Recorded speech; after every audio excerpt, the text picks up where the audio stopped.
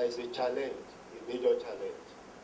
And until we deal with that challenge, all these will become very elusive. It will become unachievable.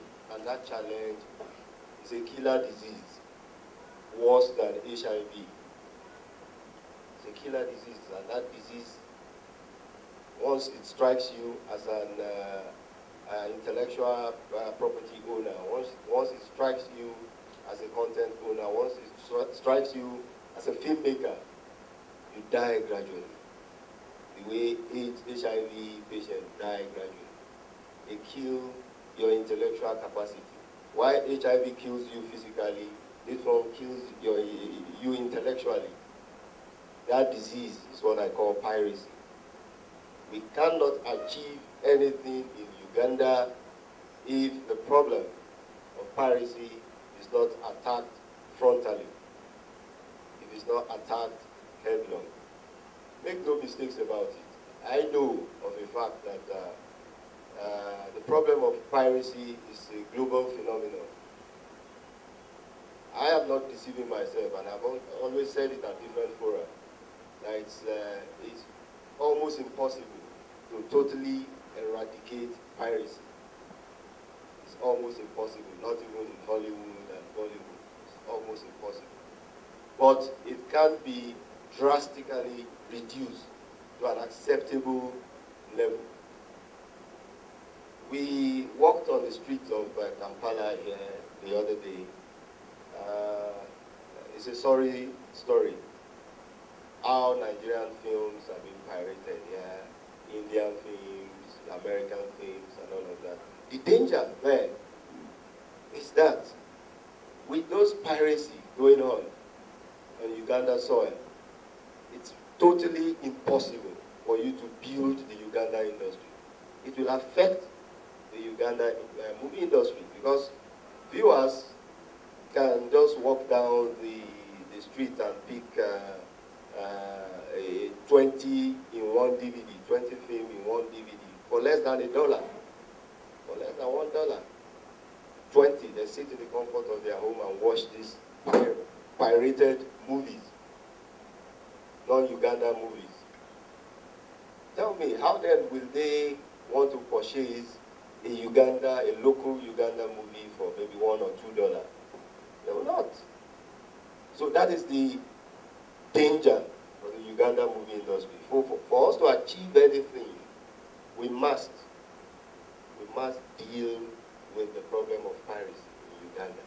And that also is part of the reason why we're here, and that's why we are collaborating with the Uganda Federation of Movie Industry and the Publishers Guild here.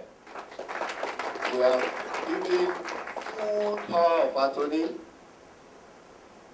to the Federation and its allies to arrest and prosecute anybody found pirating Nigerian movies. And we are going to give all the necessary support. Because everybody you see here, they are the content owners. We represent the content owners. And if I am the owner of something and I say I'm empowering this person to act on my behalf, I don't think there's any court in the world that will go against that. What we are saying is that as we've signed a memorandum of understanding with the Federation here, the same way we will, that's ANCOP, will have an understanding with every producer that will want to exhibit their work in Uganda.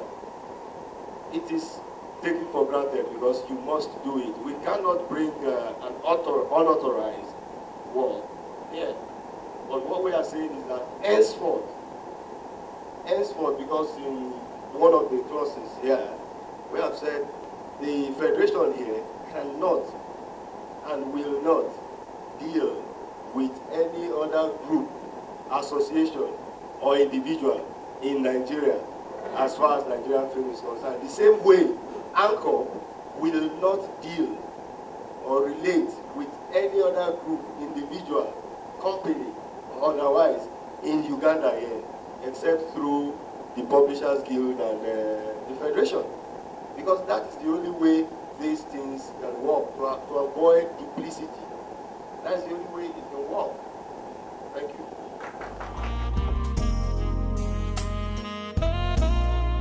You may all be aware that intellectual property gives private rights.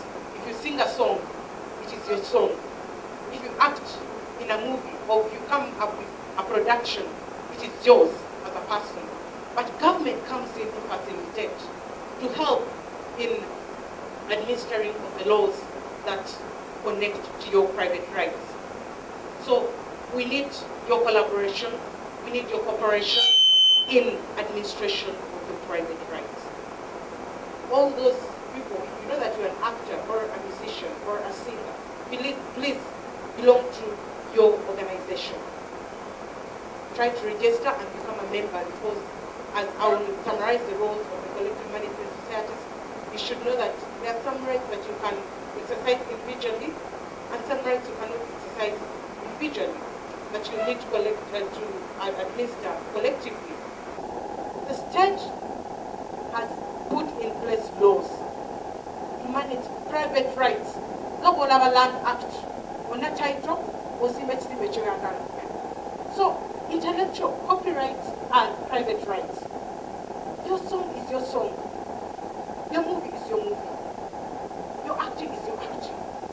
But it should give you a reward. This is what we have been telling people. But in as much as it is your private right, we are here to administer the laws. And what I was telling you are the roles of the collective management societies, who will manage you collectively. But you may decide, I'm not forcing you to join the collective management society. You have an option to manage these rights individually.